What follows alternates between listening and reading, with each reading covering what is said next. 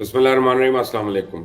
بڑا ایک interesting message مجھے واٹس ایپ پہ آیا ہوا، کہتے ہیں کہ جس طرح رمضان کے مہینے میں ہر چیز کھائی جاتی ہے اور مزے مزے لے کر کھائی جاتی ہے، بالکل اسی طرح پاکستان میں بھی رمضان شریف میں کیونکہ بنا تھا 27 رمضان کو مارز وجود میں آیا تھا، تو اس کو بھی مزے لے لے کے کھایا جا رہا ہے۔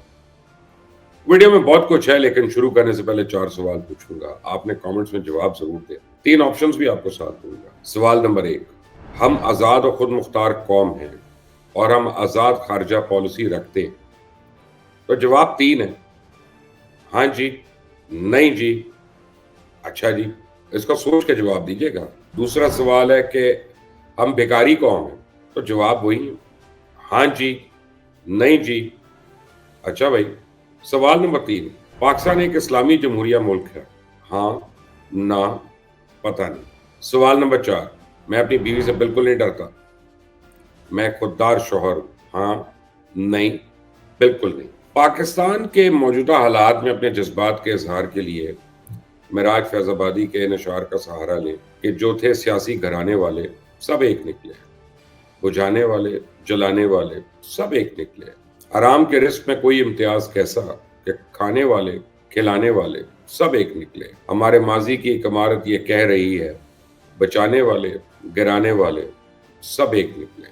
چلیں تو ویڈیو شروع کرتے ہیں، اور آپ نے اگر ابھی تک اس چینل کو سبسکرائب نہیں کیا تو پلیز کر لیجئے گا، بیل آئیکن کو ضرور پریس کریے گا۔ جیسے اب انگریز آئرلینڈ اور فرینچ لوگوں کے اوپر لطیفے گھڑتے رہتے ہیں اور سناتے رہتے ہیں، ہنستے رہتے ہیں، اور بالکل اسی طرح جس طرح ہم سرداروں کے سناتے ہیں، سردار ہمارے سناتے ہیں، تو میں نے امریکنز کو رشینز کے بارے میں طنز و مزاح سے بھرپور لطیفے سناتے دیکھا ہے، لیکن میں نے کبھی کسی قوم کو اپنے اوپر ہنستے ہوئے، اپنے اوپر طنز کرتے ہوئے، اپنے قومی مزاج کی کمزوریوں کے لطیفے سناتے نہیں دیکھا۔ یہ امتیاز صرف پاکستانی قوم کو ہی حاصل ہے کہ وہ ٹریجڈی ہو، دکھ ہو، غم ہو، اس میں بھی کوئی نہ کوئی مسکرانے کا پہلو نکال لیتی ہے اور بھرپور طنز کے ذریعے درد کا بوجھ ہلکا کر لیتی ہے۔ یہ الفاظ ڈاکٹر صفدر محمود کے ہیں۔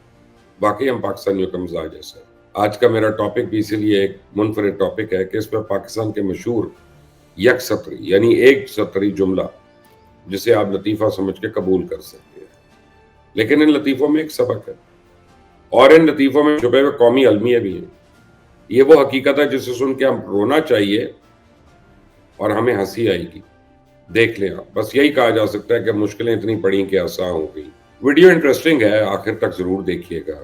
ہمارے وہ الفاظ جو ہماری اشرافیہ، ہمارے ارباب اختیار پچھلے 75 سالوں سے ہمیں سنا رہے ہیں، جیسے ایک بار دل کا آپریشن کرتے ہوئے ڈاکٹر ہنسنے لگا تو نرس نے پوچھا ہنس کیوں رہے ہیں سر؟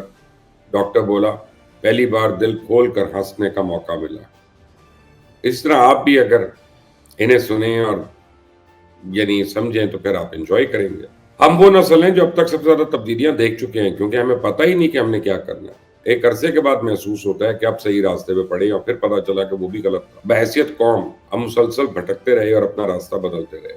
ویسے تو وطن عزیز میں شاید کوئی ایسا دن گزرا ہو جب اس قوم نے ملک میں بم دھماکوں، فائرنگ، قتل یا لوگوں کے زخمی ہونے کی خبر نہ سنی ہو، لیکن جب بھی اس طرح کا کوئی واقعہ رونما ہوتا ہے تو جلیبی کی طرح سیدھی باتیں سننے کو ملتی ہیں۔ اب جلیبی کا بھی کیا قصور ہے؟ جلیبی تو ایک مونس ہے، اوپر سے میٹھی، اور کتنی سیدھی ہے مجھے یہ بتانے کی ضرورت نہیں ہے۔ بات ہو رہی تھی ثانیے کی۔ ہر ثانیے کی صورت میں ہمیں کیا سننے کو ملتا ہے؟ ہمارے ارباب اختیار کے پاس وہی چند گھسے پٹے الفاظ ہوتے ہیں جسے وہ قوم کے زخموں پہ مرہم پٹی رکھنے کی کوشش کرتے ہیں، یعنی وہ قوم کو بتاتے ہیں کہ جی ہم اس واقعے کی بھرپور مذمت کرتے ہیں۔ بھائی اس واقعے پہ آپ کو شدید الفاظ میں مذمت نہیں کرنی چاہیے، بلکہ ان ظالم کرداروں کی مرمت کرنی چاہیے۔ لیکن یہاں مذمت تو بہت ہوتی ہے، مرمت صرف عوام کی ہوتی ہے، سارا بوجھ انہی پہ پڑ جاتا ہے۔ آج ڈیوٹی پہ موجود چند اہلکاروں کو معطل کر دیتے ان کا کیا قصور تھا؟ کیا انہوں نے ان شر پسندوں کو کہا تھا کہ آؤ اور حملہ کر دو تاکہ حکومت کو موقع مل جائے ہمیں معطل کرنے کا؟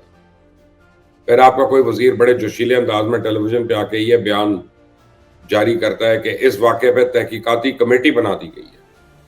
آپ کو اس وزیر سے پوچھے کہ پچھلے واقعے پہ جو آپ نے تحقیقاتی کمیٹی بنائی تھی حضور اس کا کیا بنا؟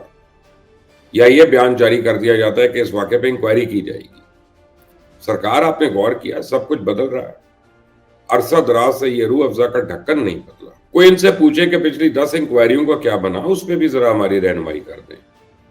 ایک اور مشہور جملہ اکثر کہا جاتا ہے کہ دشمن کی کمر توڑ دی۔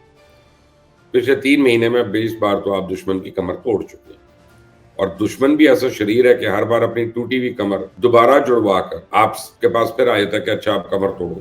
اس طرح ایک اور جملہ جس پہ آپ آتی ہے کہ نہیں آتی پتہ نہیں، وہ کہتے ہیں جی دشمن ہماری شرافت کو ہماری کمزوری نہ سمجھے. تو اس کا مطلب یہ نکلتا ہے کہ اب ہمیں شرافت کی بجائے بدماشی سے دشمن سے ڈیل کرنا ہے. مجھے یہاں سوکریٹیز کا ایک واقعہ بھی یاد آ رہا ہے کہ ایک بار سوکریٹیز کی مکان کی دہلیز سے بیٹھا تھا تو اس کی بیوی اس کو برا بھلا کہہ رہی تھی، اور سقراط یعنی سوکریٹیز جو تھا اس کے ہونٹوں پہ مسکراہٹ تھی. جب اس کی بیوی نے دیکھا کہ سقراط کے آگے کوئی چل نہیں رہی اور جواب نہیں دے رہا، تو غصے سے مکان کے اندر گئی اور پانی سے بھرا ہوا ایک تسلا لا کے سارا پانی سقراط کے اوپر ڈال دیا. تو سقراط نے اپنی بیوی سے ہنس کے کہا مجھے معلوم تھا بادل گرج رہے ہیں، بارش تو ہوگی. تو ڈاکٹر صفدر محمود کے بقول پاکستانی قوم دوسری بہت سی اقوام کے مقابلے میں بہتر حصے مزاح رکھتی ہے، قدرے زیادہ زندہ دل واقع ہوئی ہے. عام حالات میں تو سبھی فکرے بازی کرتے ہیں، ایک دوسرے پہ چوٹیں لگاتے ہیں، طنز کے تیر پھینکتے ہیں، ہنستے ہیں. لیکن مشکلات پہ ہنسنا، سانے پہ طنز کرنا اور اس میں مزاح کا پہلو نکالنا، یہ پاکستانی قوم کی خاصیت ہے. مزے کی بات ہے کہ پاکستانی قوم کے مزاح اور طنز کے پس پردہ عام طور پہ تلخ حقائق کی روح بھی چلکتی نظر آتی ہے، جو اس تلخی پہ مسکراہٹ کا پردہ ڈال دیتی ہے. اب ہمارا اپنے آپ سے اس چیز کا اختلاف ہے کہ وزیر اعظم صاحب کو شکر سمجھیں یا نمک سمجھیں، کیونکہ دونوں ہی پانی میں گھل مل جاتے ہیں. تو مشتاق احمد یوسفی نے ایک بار گدھے کی حمایت کرتے ہوئے کہا تھا کہ وہ اپنی بساط سے زیادہ بوجھ اٹھاتا ہے، اور جتنا زیادہ پٹتا ہے اور بھوک سے مرتا ہے اتنا ہی آقا کا مطیع فرما بردار اور شکر گزار ہوتا ہے.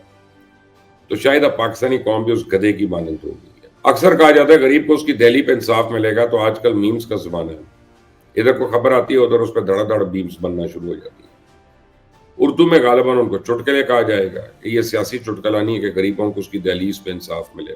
ایک اور سیاسی جملہ جو عرصہ دراز سے میں سنتا آ رہا ہوں کہ آئی ایم ایف کے سامنے ہاتھ نہیں پھیلائیں گے.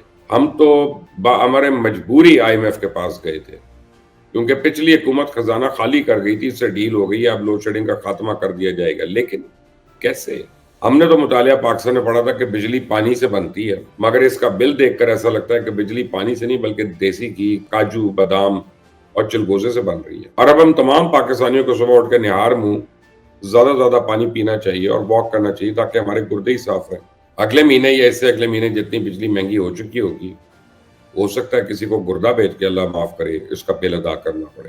اس طرح پیٹرول پہ جو ایک زمینی پروڈکٹ ہے، اس کی قیمتیں آسمان سے باتیں کر رہی ہیں. یہ بھی ایک غور طلب سوال ہے. ایک چٹکلا جو میں ہر حکومت کے دور میں سنتا آیا ہوں کہ میڈیا مکمل طور پہ آزاد ہے. جی اگر میڈیا آزاد ہے تو سوشل میڈیا اور خاص طور پہ ٹویٹر ایکس پہ عدالتی حکم کے باوجود پابندی کیوں ہے؟ یہ پابندی کب ہٹے گی؟ میاں بیوی گاڑی کے دو پہیوں کی طرح ہیں، اگر شوہر دوسری شادی کر لے گا تو اس بیوی کو کیا آ جائے گا؟ اس کا جواب آپ کے ضرور مجھے دیجیے گا کامنٹس میں. یہ نہ کہنا کہ وہ سٹیپنی کے طور پہ اس کو لے آیا، باقی کوئی اور جواب دینا. کہا جاتا ہے کرپشن ختم کر کے لوٹی ہوئی دولت واپس لائیں گے. بھائی جو لوٹی ہوئی دولت ہے اسے واپس لانے کی ضرورت نہیں ہے، جو بچی ہوئی دولت ہے اس کو صحیح استعمال کر لو، مزید اس چورن کو نہ بیچو، پاکستان کا بھلا ہو جائے گا. ایک ٹارزن آیا تھا، ہمیں یہ بتاتا تھا کہ ملک پہ 30,000 ارب کے قرضے ہیں، بتاؤں گا یہ کہاں خرچ ہوئے. جب گیا تو 50,000 ارب کے قرضے چھوڑ گیا، جو اب 60,000 ارب سے بھی اوپر چلے گئے. وہ اس سے بڑا لطیفہ کیا ہو سکتا ہے؟ جیسی قوم ویسے ہی حکمران، اسی لیے عمران خان سب سے مقبول لیڈر بھی ہے. اسی طرح ایک بانگی ماری جاتی ہے کہ دہشت گردوں سے آنی ہاتھوں سے نمٹا جائے گا. ارے تو پہلے آپ کیا ربڑ بین کے ہاتھوں سے نمٹ رہے تھے؟ کیا کر رہے تھے؟ ایک دفعہ مرزا غالب جو ہیں بہادر شاہ ظفر سے عید ملنے گئے تو انہوں نے پوچھا مرزا کتنے روزے رکھے؟ تو ان کا پیر و مرشد ایک نہیں رکھا. یعنی اس کے دو مطلب نکلتے ہیں. نمبر ایک تو روزہ نہیں رکھا، اور دوسرا مطلب تھا کہ ایک بھی روزہ نہیں رکھا، یعنی کوئی روزہ نہیں رکھا. تو پاکستان کے چند مشہوری یک سطری ہر دل عزیز سرکاری لطیفے ہیں جو ہم سنتے سنتے بڑے ہو گئے ہیں، اور بڑے سے اب ہو کے ہم بڑھاپے کی دہلیز پہ ہیں. اصل میں تو یہاں جمہوریت کو پلنے پھولنے کا موقع ہی نہیں دیا گیا، عوامی شعور کو بار بار کچلا گیا. اصل میں پاکستانی قوم انتہائی نامناسب حالات میں آگے بڑھنا جانتی ہے. کب اس زبانی جمع خرچ کی بجائے ہمارے حکمرانوں کو چاہیے کہ عملی قدم اٹھائیں اور قوم کے بارے میں کچھ سوچیں، جبکہ بحیثیت قوم ہماری پوزیشن یہ ہے کہ رولتے گئے ہیں پر چس بڑی آئی ہے. اور آپ کو عید مبارک کہنے سے پہلے میں ایک دفعہ آپ کو یاد کراؤں کہ جب سے میں پیدا ہوں، جب سے میں نے ہوش سنبھالا ہے، 3 چیزیں جو ہیں وہ ہمیشہ نازک دور سے گزر رہی ہوتی ہیں اور خطرے میں ہیں. ہماری جمہوریت خطرے میں ہے، ہماری معیشت خطرے میں، اور ہماری بیٹنگ لائن جو ہے وہ بھی خطرے میں ہے. وہ بھی غیر مستحکم ہے. سوچیے گا اس پہ. عید مبارک.